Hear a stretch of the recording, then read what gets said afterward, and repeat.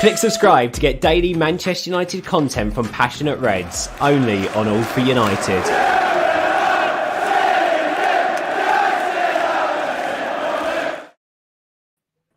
Hello and welcome back to undoubtedly the best show All for United has to offer. No bias there whatsoever. Welcome back to the tactical preview. We're looking ahead to just getting towards sort of must-win territory now against Southampton. Visit to Old Trafford, obviously 1-1 draw in our last two games, despite playing subjectively pretty well. So we're going to look ahead to that. But Stu, Abdul, hope you both well as usual. Brilliant to have you guys on. We're going to start the show anyway on more of like an individual player focus, because obviously Harry Maguire is getting a lot of stick at the minute. Some people think fairly so, some people not so much. So we just want to focus in on him. Obviously, he's probably not been playing as well as we know he can. He's a very good defender. We all know that. There's a reason we paid £80 million for him. But I'll get your thoughts on it first, Stu. Are you impressed with what you're seeing from Maguire? I think I know the answer to that. But do you think he deserves to be getting the level of stick that he's receiving at the minute? Look, let's be honest. He's performing below par, and he has been most of the season. He's not portraying the quality defender that we know, and he is getting stick, and rightly so on occasions. But the amount of stick he's had over 24 hours has been it's not been good. It's been quite sad to see, really. People wanting him stripped of the captaincy, saying that he's no better than a Sunday League player. And I'm not really sure that's true. He wins most of our headers. The most of the headers he goes for, percentage-wise, he probably wins 90%. And that's what, he's there for. He was caught out of position slightly on the Rodriguez goal, but I want to focus on that. And then Abdel will focus on that as well. But he was caught out of position primarily because of McTominay. He didn't identify the danger immediately, and when he did, it was too late. Maguire was rushing in, and it was just one of those. It was a clash of three players, and the ball ricocheted out to Rodriguez. Now let's hold it there. Let's look at Maguire's position at the time. He was in the perfect position at centre half, and Shaw was looking across the line at Maguire, Varane, to see where he was. When he realised and forgive me, I can't remember who received the ball before Rodriguez got through, but whoever it was, it was Westwood, was it? Yes, that's it. So Westwood was in acres of space. He received the ball in 20 yards of space, give or take. McTominay was way too late identifying what had happened, and Maguire saw it. Now, as he as the three-way clash happened, Westwood's a big, strong boy anyway, but as the three-way clash happened, you've then got to look at three things. Shaw's position, looking across the line, first of all, playing Rodriguez on side. And now I'm going to go into something that I have spoken about on more than one occasion, the travelling distance there that Rodriguez had between himself and where De Gea was positioned in the 6-yard box. The travelling distance was huge. So what that does, that gives Rodriguez impetus immediately, because De Gea is never going to come and close him out. And it also gives Rodriguez time to assess what's going on. So Maguire was never going to catch him, and Shaw was never going to catch him coming across. Now, here's the key element to this. And I'm going to get slaughtered, I know, but I don't care. The key element is, if De Gea was 9 yards, maybe 12 yards into the box, he would have made two things would have happened. First and foremost, Maguire's distance of travel has completely shortened, and it would have also given Shaw plenty of opportunity to get behind De Gea and guard the goal mouth. It would also have given Rodriguez less of a chance to decide what he was going to do with the football. Now, you could argue De Gea comes out, Rodriguez chips him. Okay, you could argue that, but you could argue he puts it to his left, he puts it to his right, anything. I think if De Gea had come out to around the penalty spot side, 9 to 12 yards, the running distance between Maguire is shortened, and it gives Luke Shaw the chance to block it. So they're all banging on how bad Maguire was, but nobody sees the big picture. As a centre-half, nobody sees the big picture. if Maguire hadn't gone to him, then Westwood would have been on Maguire anyway. Somewhere in that phase of play, Westwood was going to face up Maguire, all right? But the problem is McTominay wasn't quick enough to act, and that's where it all started, and Shaw was way too slow. When you're looking across the line, James, when you're looking across the line and you're a centre-half and you can see where you are, you can see what Maguire had to do. It's inexcusable to be static the way that Shaw was. And unfortunately, those elements, not Maguire, those elements culminated into the goal. And that's why I'm disappointed that people are just having a pop at Maguire. He's too easy a target it's just too easy for me. So anyway, I don't know what your thoughts are, James, on that, Abdel. I'd be interested in your thoughts. Yeah, I'm very interested to hear Abdul's. Obviously, I'll give my opinion later, but Abdul, take the stage. Obviously, this is your specialty. Oh my God, where do we start on this one? I knew I was gonna get hate. So the day of the match itself, I said people are gonna attack me for this one, but I'm gonna blame this one on McTominay. And I didn't read the comments afterwards, but I didn't see that, but you're right. Yeah, you're right. And I'm pretty sure they're horrendous because I've seen some vile stuff. The problem is with looking at these type of things, right? It's the aesthetics. So Maguire looked clumsy and getting turned, so it's his fault. It's just the look of it, the look of it, it's bad. But the thing is, when a coach or a group of analysts sit down and analyze this goal, they're not going to kind of say, oh, Maguire got turned, it's a mistake on Maguire, let's move on. Let's go buy another defender. That's not how they're going to look at it at all. It's a study. It's an entire sequence. So I got some guy telling me before, it's like, oh, you have to go back 30 seconds to prove that it's not Maguire's fault. No, I didn't go back 30 seconds. 30 seconds, that was two different sequences of play. Yeah. Burnley were attacking. I just went back 15 seconds, almost 17 seconds if you want to be exact 100%, where we lost the ball. The moment we lost the ball, another sequence starts. And in that sequence, your players, your 11 outfield players, make decisions. And each decision depends on the decision after that.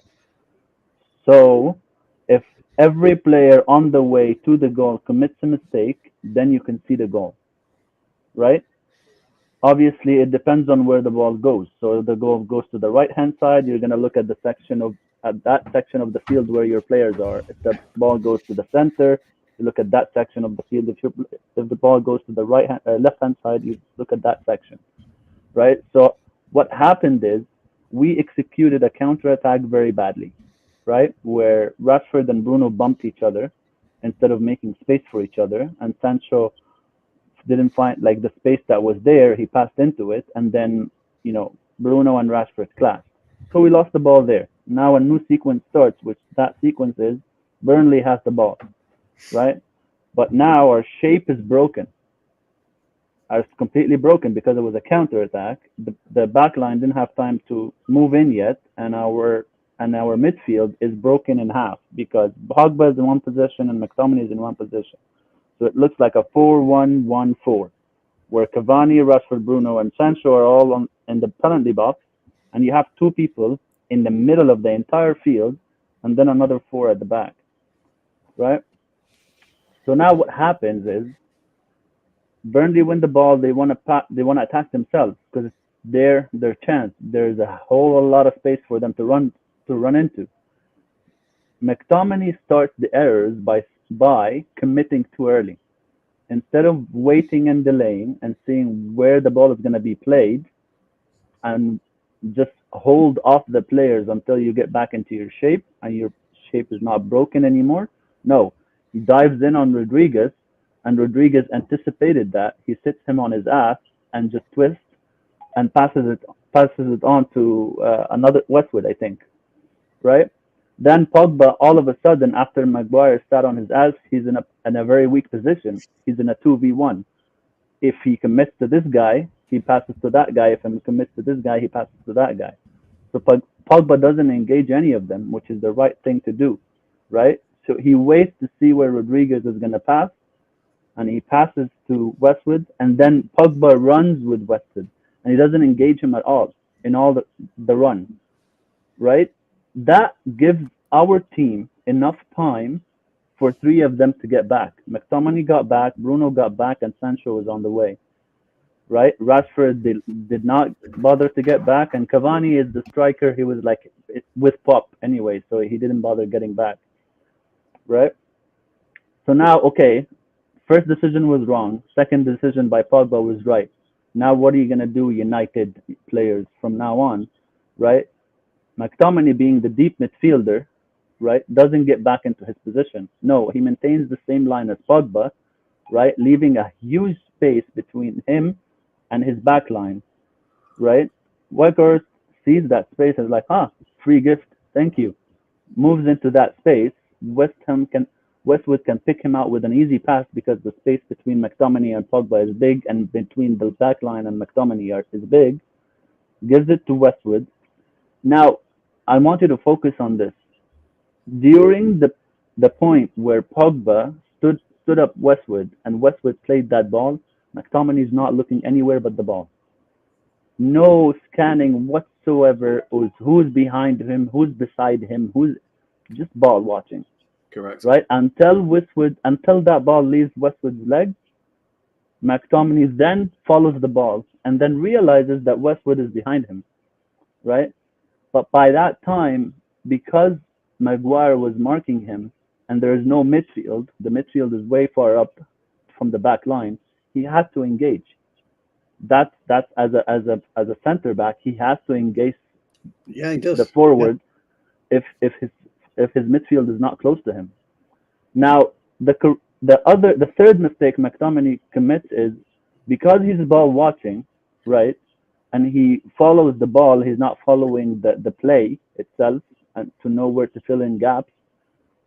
A proper midfielder will know that his center back left his defensive line to commit with a forward. He covers that space. So he doesn't. No, McTominay was ball watching, so he follows the ball, and the ball leads him to Weghorst. And now the clash happened between them. Now, two mistakes you can blame on Maguire here. You can say, why didn't Maguire shout at McTominay that I'm engaging with this guy? So you can say Maguire probably should have communicated or said something, but it's a fraction of a second. How is he going to say all of that in that amount of time?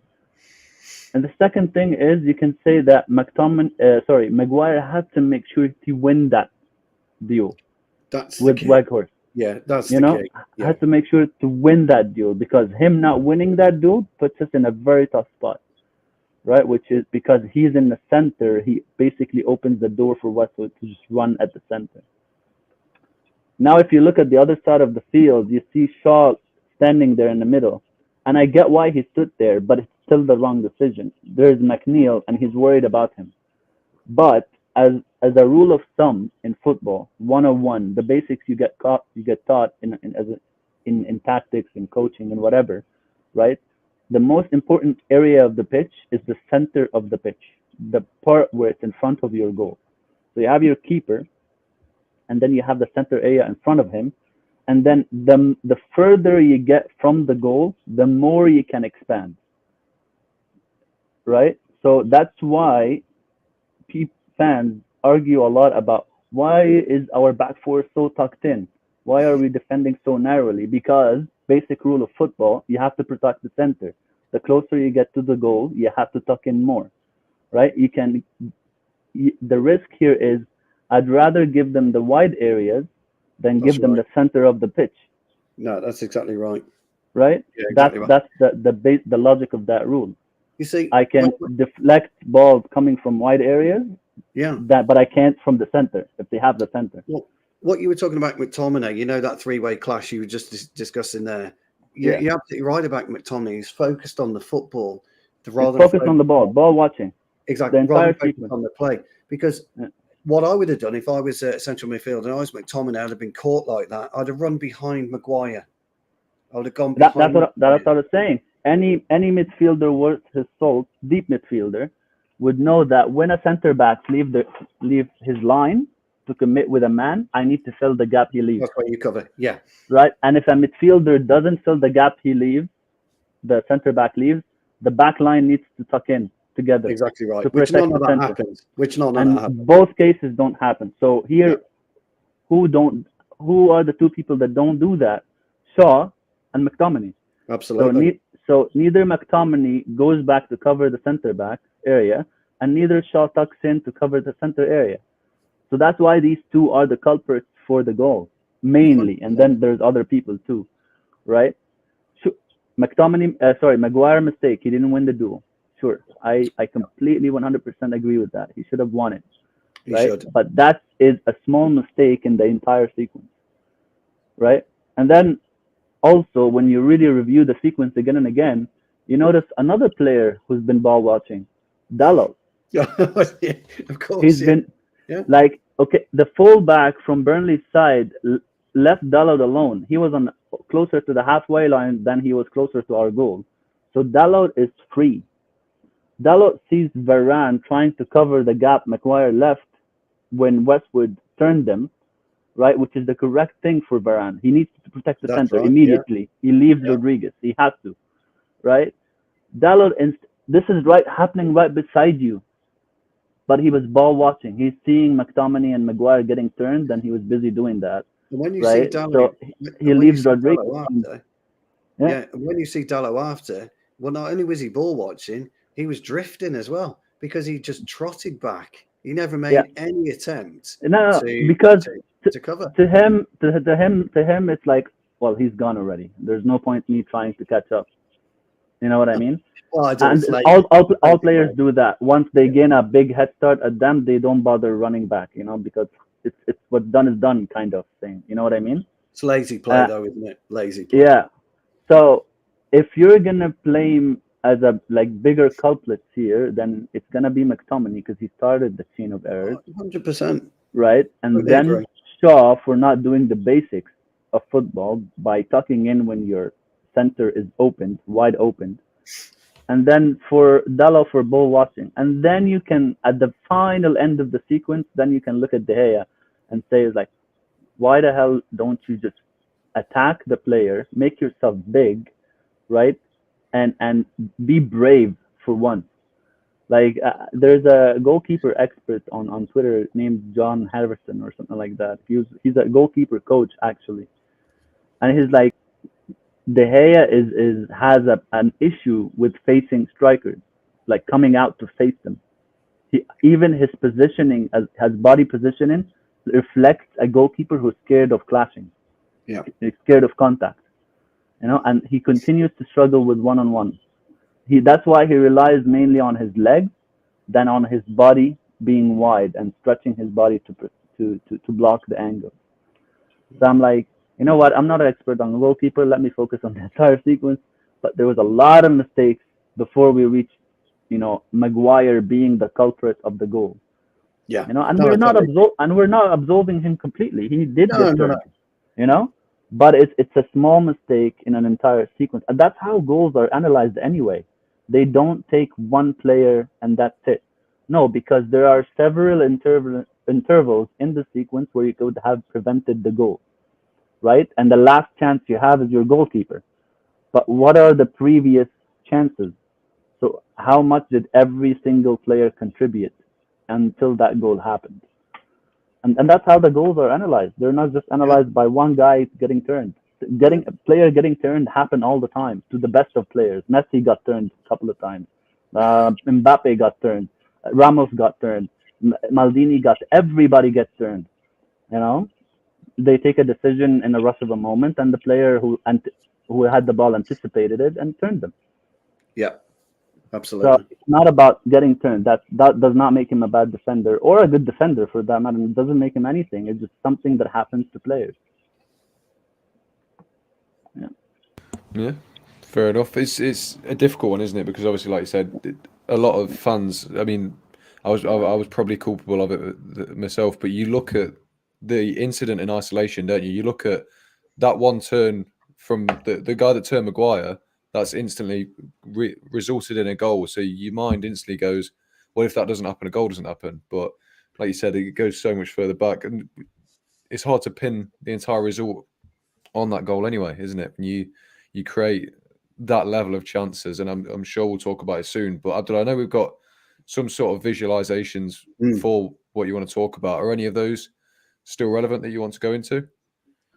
Yeah, the last three that I sent you were basically the full explanation of what I said about the goal, the Burnley goal. So we can skip those. We don't have to talk about it again. But before, it's more on the tactics of Southampton and what we can expect from them and what we can do to prevent that.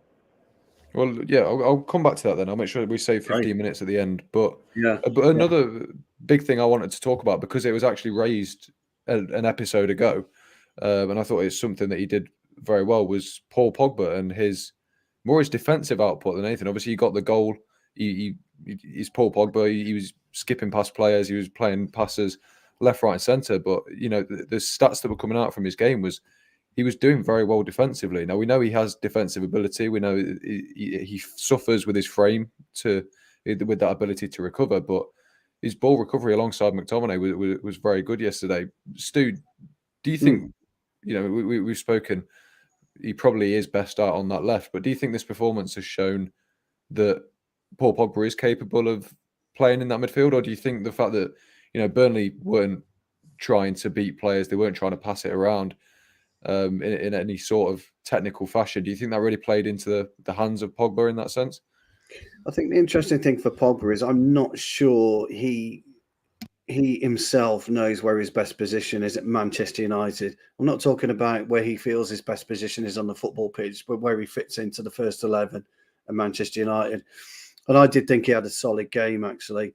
He was culpable of one or two things. He drifted in and out the game. He wasn't in the game for 90 minutes. There were occasions where he was left wanting. He was out of position. But there are certain areas where Abdul mentioned that he was absolutely spot on in his positioning and the way he played the game. I think you're absolutely right. I think his goal was taken well. That was a really difficult strike. That was. The ball was fizzed across and outside of the foot basically, or instep of the foot to get the control, and the finish was absolutely brilliant. It was typical late run from an 8 goal with a cutback. It was really nice. Lovely play, but a lovely strike, because it's very easy to get an instep strike wrong, because if it hits your heel, you've got no control over it. He caught it beautifully on the arch of his foot, and it was a lovely, lovely finish. I thought he played the 8 very, very well. McTominay, I thought he had a good game. He made some errors as a 6, but the errors that he's making as a 6 are very, very basic errors. He seems to forget he's a 6 when he is a 6, and he still goes into that 8 period. But for me, I still don't know I'm not so sure I like him out on the left. I know you guys do. For me, I don't think I like him out on the left. I prefer him more central. But herein lies the problem, the Bruno Pogba issue of who's the better free player, who's the better 10. It'd be interesting to see now with Donny gone whether or not Ralph continues. I think I'm not so sure it's going to be the right move for Sunday for Southampton, if I'm being 100% honest, because Abdullah go into it, in the last segment, but they're very, very tacking on their fullbacks. They're very aggressive. Southampton are. They push really, really quick. They will shoot from fucking anywhere. They'll shoot on sight, and we've got to be very, very, very careful on who he plays. Okay, that they've got to be exceptionally disciplined. Because if we concede a free kick in and around the 20, 25 yards area, we're gonna have issues with Ward-Prowse. We know all of this. Now that sounds a very stupid thing to say, but you need the right temperament of player that can think on his feet and stop that. And that's why I don't think you'll see Fred play, because Fred will give you that free kick. So I think you've got to bring Matic in for that, because I think Matic is a bit more calmer, and I think he can cover that. I'm sorry, Abdul, I know you'll go through all this in your segment, mate, but I just wanted to make a point about, I think Pogba, on this occasion, it could be a tricky one for him and how he uses him. It's where he uses Pogba for me on Sunday. But I think you're right. Going back to your question, James, I think Pogba put in a solid performance. It wasn't a world-beating performance, but it was much better than we've seen before.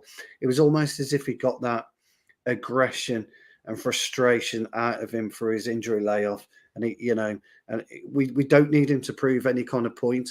We just need him to be consistent. We need him to be, use his strength, but use his vision. So, and I think he did most of that at the weekend. So it will be interesting to see on Sunday. Sorry, I've gone around the house a bit, but that's all right. Well, I just want to very quickly stick with sort of Pogba before we move on to how Southampton will set up. Abdul, it's an interesting subject. Obviously, it's been talked a lot about. It's been talked a lot about since the Burnley game. Pogba and Bruno, 3/8s. Were they playing as 2 3/8s? And did it work? Can it work? That sort of, you know what I'm trying to ask you. Yeah, no, it's okay, it's okay. Because the thing is, like Ralph comes out and says in the press conferences, we want to play 4-3-3, right? But the thing is, when you see it in play, whether in possession or out of possession, we look like we're still doing a 4-2-3-1, because Pogba and McTominay always they go and stay in the same line, both of them. Now, whether that an instruction or not, I don't really know 100%. But if you check our average positioning, forget that. If you just look closely at the positions of McTominay and Pogba, you'll see that they're almost all on the same line all the time. One of the 8s is much deeper, that's for sure. So it still makes it look like a 4-2-3-1. And honestly, that's how it should be. We can't play with one holding, because we don't have a holding midfielder. The only one we have is 2 old. So the last 2 matches, it weren't really a 4-3-3. It was more of a 4-2-3-1. And out of possession, we go back into our 4-4-2 shape anyway. So with Pogba, there was a bit of bite about him in the last game. I'll give him that. For sure, there was a little bit of bite and effort about him than normally is. Like, he was trying hard to win his tackles, he was aggressive in midfield, which was a good thing, because we need him to be like that. But then again, it's been a reflection on the team as a whole. Their work off the ball has increased a lot in the last few games, which I think Ralph has been doing a good job with us off the ball recently. So, for example, what's it called? Like if you notice also Rashford off the ball has been working really hard. Better, which much is better. Much better than before. Exactly. Before he would get caught ball watching or not bother to get back, and that would cause a lot of problems for his fullback, right? Because when he's playing out on the wide, he needs to help his fullback. So he's been doing a lot more off the ball recently, which is a good thing. But on the ball, he's been the same, really. Like, whenever Pogba gets on the ball for us, he usually does good things, like pass the players or give a really good ball, or find someone over the top. So I'm not sure. Like, I won't say he improved on the ball since he came back. I don't think so. But his off-ball work just increased a bit more. Yeah, it was better, wasn't it, than it's been in recent games. Yeah. There was just like a bit of aggression about it, and like when you can see that the player wants to really win that tackle or really win that, that ball back. There was a bit of aggression about it, because Pogba would surprise you. He always shows up on off-ball work for us, like when you measure it by stats anyway, at least. And you'd be shocked, because when you look at him, he seems labored. He seems like he's jogging and stuff like that. But funnily enough, that's how he naturally is, because like the last time I was saying, he's not very agile. No. So when he run, it doesn't look like he's really running. He's not. It's just how he is, and because he's a tall player too. He's heavy, and tall. Very language. So that's why he always shows up on the running stats, on the pressing stats, and stuff like that. But when you look at it in real life with your eyes, you'll be like, he doesn't look like he's trying. But last 2 games, there was last game specifically. Sorry, there was a bit of bite about his play. Like different, which is something I really like. Yeah, I'd agree with that. Fair enough. Well, we've obviously only got 15 minutes before Stu goes and score some own goals, as Abdul put it kindly in our group chat. But shocking, that was. I'll get these pictures sorted, Abdul, and I'll give you centre stage to just talk us through what to expect from Southampton. And obviously, Stu, if you feel like you need to interject, then go ahead. Yeah, no, I if anybody watched Southampton against Tottenham, then we're in for a very, very difficult. Are you getting the pictures up, James? Yeah. Yeah, we're in for a difficult game. We really are. We're not in for an easy afternoon at all. Yeah, it's funny, really, because even Forster himself, Fraser Forster, who was an outcast at Southampton, shipped back up to Celtic, wasn't getting in at Celtic, was come back. He's playing really, really well at the moment. They've got a really good, solid structure about them. And they were well worth their win against Tottenham. Well worth the win last night against Spurs. Yeah. They played much better than Spurs. Spurs were more containing than they're actually playing. Yeah, it's quite funny because it got Conte on one, didn't it? I mean, Conte. The thing is with Conte, like he's better than Mourinho. He has a lot more ideas than Mourinho, but the style is not that different, right? Like I know people will say he just won the league, and Mourinho hasn't won something significant in a while now, except the Europa League where he had an easy run. But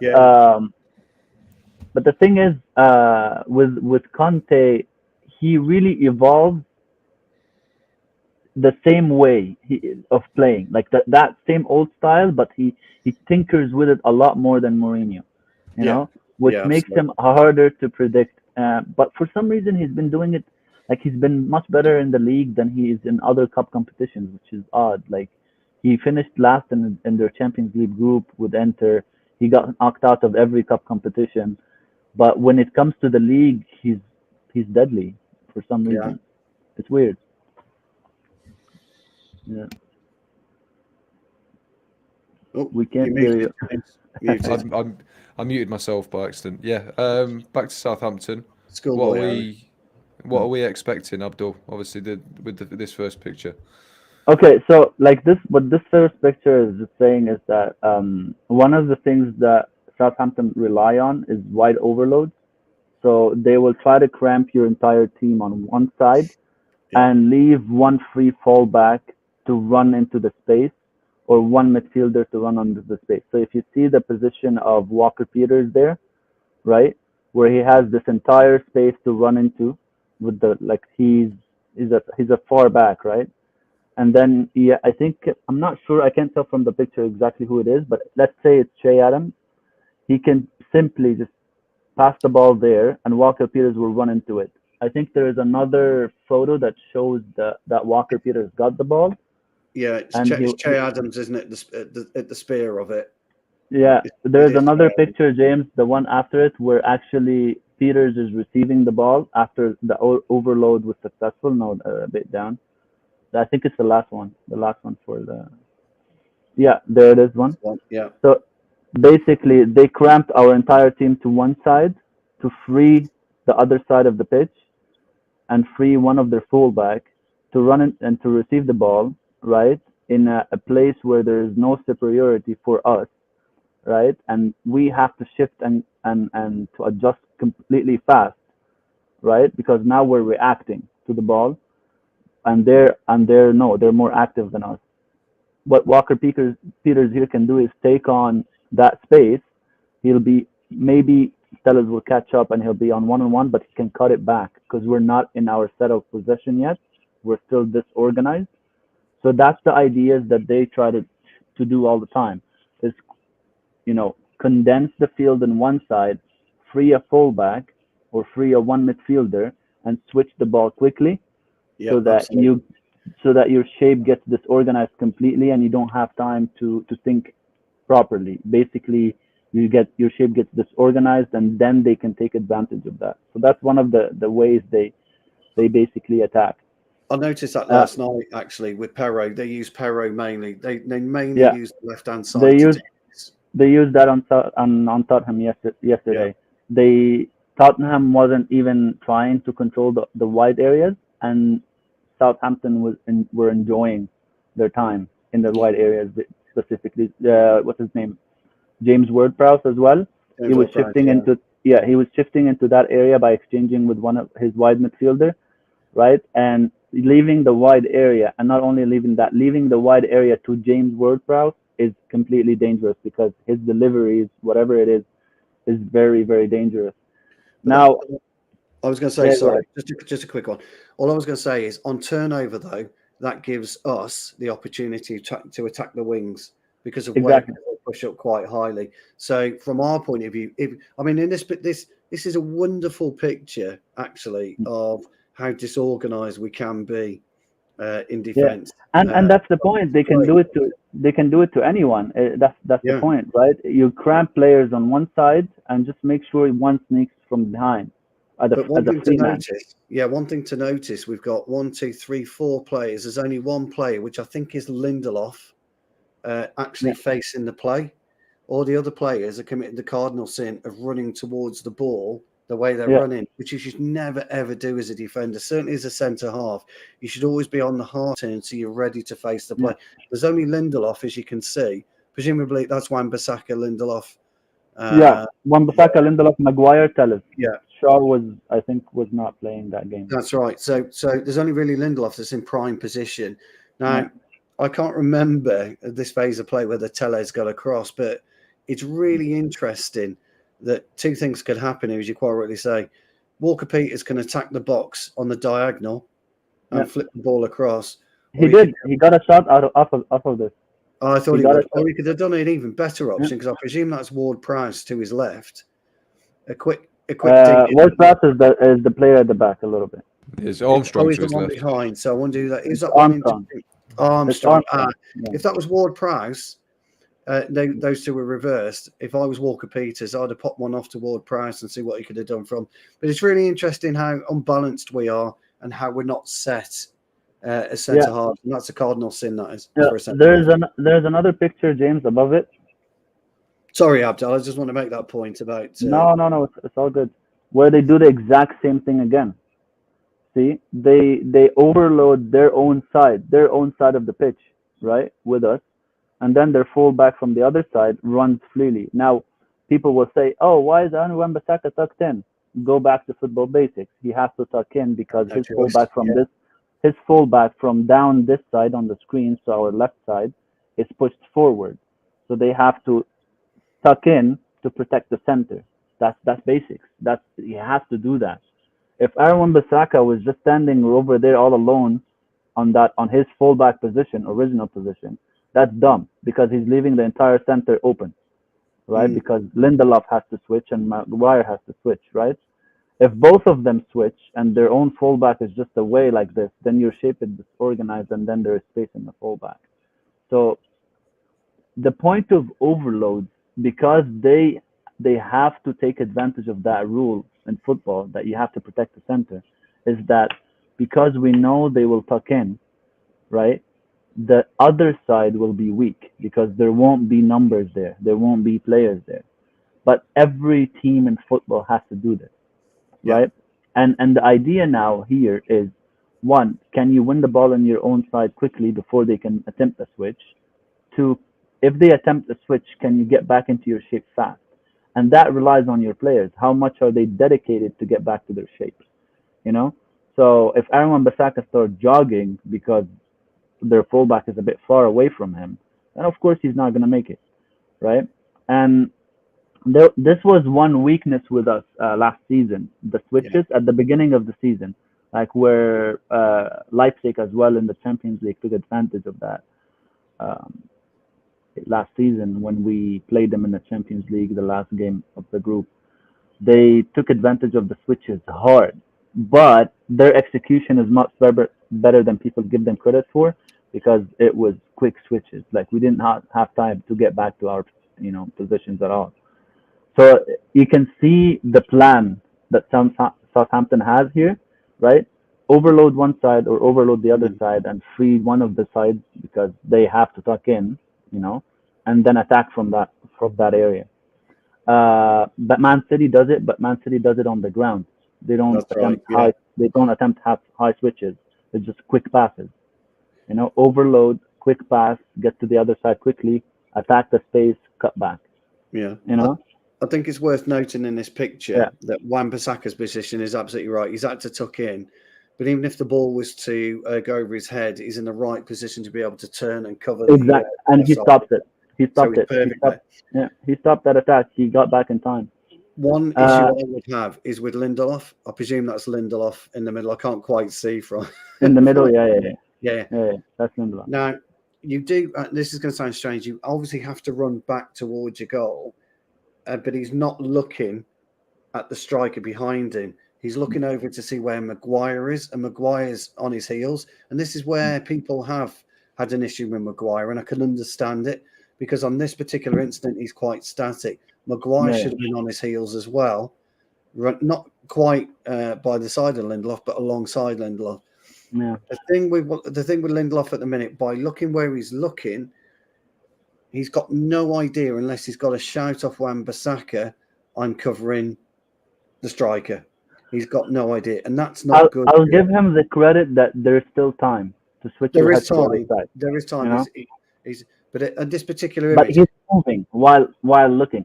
See, this is exactly what we lack, scanning, like in our midfield, especially. So this was McTominay's issue, right? Yeah. And then the goal that was conceded, he wasn't looking around him. Lindelof here, he's not only running, but he's turning his head in every direction just to scan and see where players are. So let's say Lindelof scanned, but he was standing. Then that's a disadvantage because you're not moving. He already got a head start on you. Your reaction time is slow. So even if you read the play, you're standing. So what he does is smart. He runs and scan at the same time, which is, he's got the yardage on him. Yeah, I mean, I was, I was always wary about getting caught that side of a defender. Yeah. If I'm looking, I'd always like to know where I was.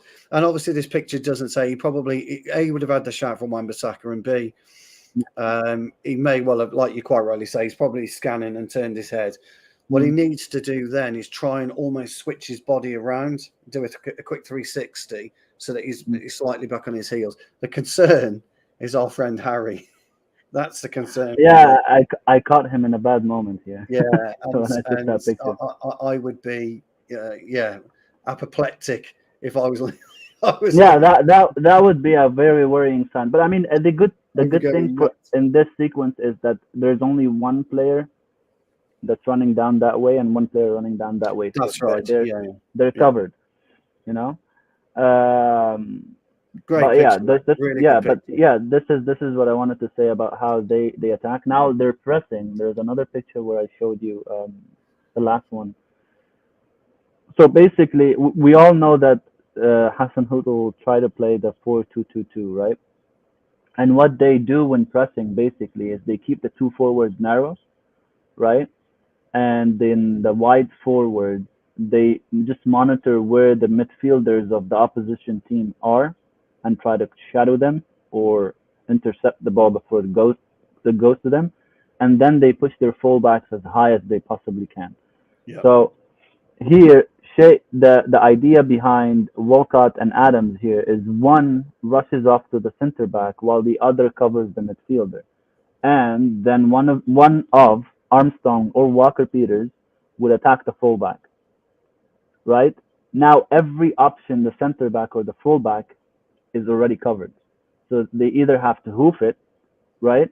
Or they have to somehow dribble through you because there's no options to pass, right? And this is basically their strategy in pressing, is that keep the two forwards narrow, scan, so don't overcommit, right? Until the ball is with one of their center backs, right?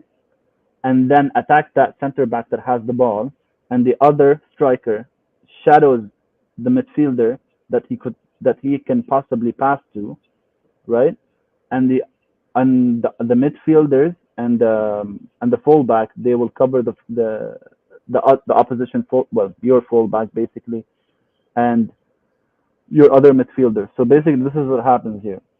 Yeah. Like you have Adam. The ball was with Maguire initially, right? That's right. So Yeah. Adams Remember that. went to Maguire. Maguire played it to Telles, right? And then before Telles played it to Van de Beek before Armstrong got to him. So Armstrong stood in his place to cover Telles, so that Van de Beek can't pass back. Now, if you see, the angle here is very tight for Van de Beek to pass back to Telles because there is no other option. Every option is covered. Maguire is in the shadows. Matic has one behind him and one moving to cut off the lane, right? And there's one behind Van de Beek, and then one is covering Telles. You see how every option to Van de Beek is basically blocked? Yeah. So that's the idea here, is because they know United are not going to depend on their keepers to pass to get into the play. So there is no superiority in the beginning, right? It's only the two center backs versus the two strikers, right? And then they wait until one of the strikers, the center backs, aims to pass the ball to one of the fullbacks, and then they attack all the players in that side of the which is what that side of the pitch, Yeah. which was exactly what they did here. They apply the same exact principle on the other side. So if it was Lindelof who's passing to Aaron Wan-Bissaka, right? All the players will cover all the players from the other side. Now, what they did against us on the last game when we played them and drew 1-1 was they actually tried to aim us to the right-hand side because they wanted Aaron Wan-Bissaka to get the ball that time. So basically, what they changed from having two narrow strikers was instead of waiting for the center back to pass to the fullback, no, attack the center back and hide the other center back, and let the midfielders cover the midfielders, right? So that way, Aaron Wan-Bissaka will receive the ball freely, but he won't have anybody to pass to, right? So basically, you won't see an Armstrong on Telles in this picture. Yeah, absolutely. And you won't see Walker Peters, but you'll see Armstrong just hiding Van de Beek. You'll see Romeo hiding Matic, and you will see Walcott just coming back from hiding Lindelof, right? So Telles will be standing here with his ball at his feet, but there's no option to pass to. So he has to go long. He has to look for a runner from the back line. Yeah. And that's exactly what they did to Aaron Wan-Bissaka. They left him completely isolated, and then when he tried to move with the ball, they attacked him directly. So the guy who's closest to him, right, he will run straight at him while hiding the option behind him, right? So Aaron Wan-Bissaka would panic, and this is where we kept losing the ball basically last time around. Yeah, that's right. I mean, Van de Beek's got to be more cute there, though. When he's taking the ball, he's got to be able to back into Walker Peters. He passed it. He passed it to Telles in that sequence, which is the value of players who can do incisive passing. Yeah, very accurate passing. But the problem is here with Aaron Wan-Bissaka is that Aaron Wan-Bissaka is good running with the ball and all that, and good defending and all that stuff, but his progression is very weak. So Galop, now that we have Galop playing on the right-hand side, it will be more difficult for them to exploit that weakness again. Yeah. So I'm thinking they will revert back to just playing it on one of the center backs and closing off all the options instead of just having one fullback have the ball and no options. Do you understand the difference between the two? Yeah. So that's what I think they'll do this time around. And and the wide areas, it's been a Hassan Hulu thing. They will keep doing it. That's their way of playing, and set pieces as well. Set pieces is no question. We don't need an explanation for that one. Yeah, that's true. And we're bad at them, so we're not good. So basically, So basically, that's Southampton's game plan entirely. Yeah, no, I agree. Yeah. Fair enough. I've got nothing to say. This was the Abdul hour, to be fair. No offense, Stu. But yeah, no, it was. We'll draw things to a close there because obviously, Stu, you've got yes, off. Yeah, I've got to go and kick a ball around, kick a bag of wind around.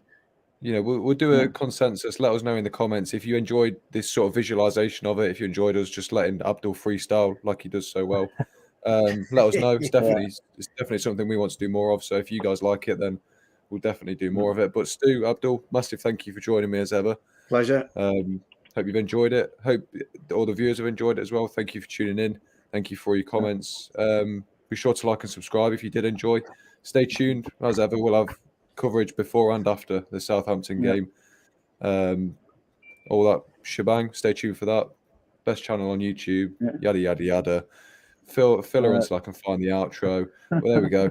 Yeah, like and subscribe. Stay tuned for more content, and we'll see you next time. Thank you, guys.